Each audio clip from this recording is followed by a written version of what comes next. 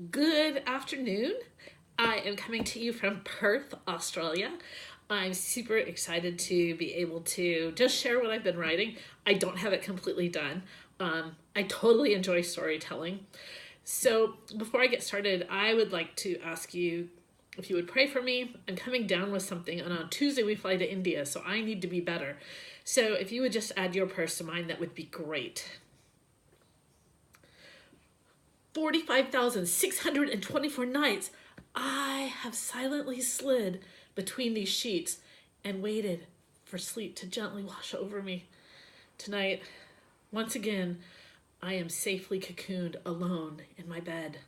Tonight, once again, the rhythmic pounding of his hammer floats into my ears, and I am reminded that his yes has affected both of us and overtaken our backyard.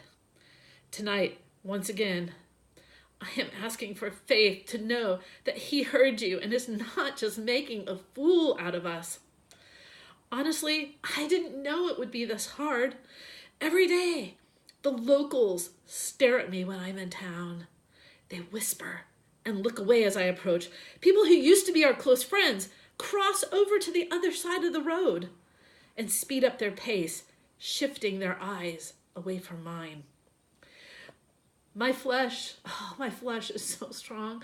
My flesh wants to remind him that he is a farmer, not a builder, that building things was his hobby, that this is a crazy idea, that there is no such thing as rain, that all these things that he has heard and these living things that are penned up on our land are not going to get along in that ark, even if what you told him is true.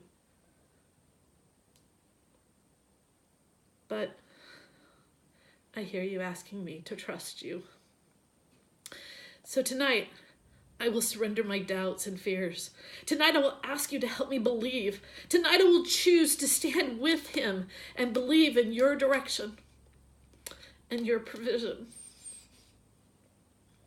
Tonight, like every other night for the last 45,624 nights, as this day departs and a new day arrives, I feel him slide his wood-scented body in next to mine. I feel him relax as his arm slips around my softened form. I hear him whisper, "It is finished." Dawn arrives before I'm ready. He is already up and the kids have arrived. Today is the day we will load up. It is literally a zoo. But we get everyone and all of our stuff in and the door closed. 7 days come and go. Then it starts. Clear liquid falling continuously from the sky. The ground slowly disappears. 40 days and 40 nights the rain falls. 14 days after it stops, we are finally able to set our feet back on solid ground. We are safe. Because my dear Noah heard the Lord speak and used what was in his hands, his beloved hammer, to follow God's directions. He said yes, and he used what he saw as an ordinary skill to fulfill God's request.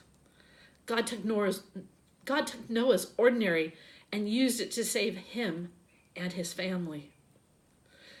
Can I just stop for a minute and ask you, what is God asking you to do? What is in your hand that you see as ordinary, but he wants to use for his purposes? Rahab had guest rooms.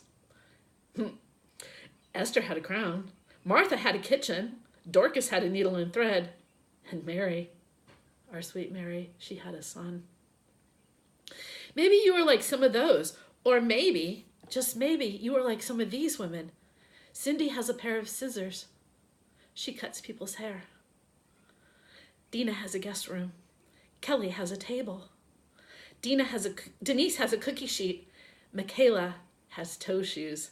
And Jenny has words. Today, will you surrender your ordinary into his hands for his purposes?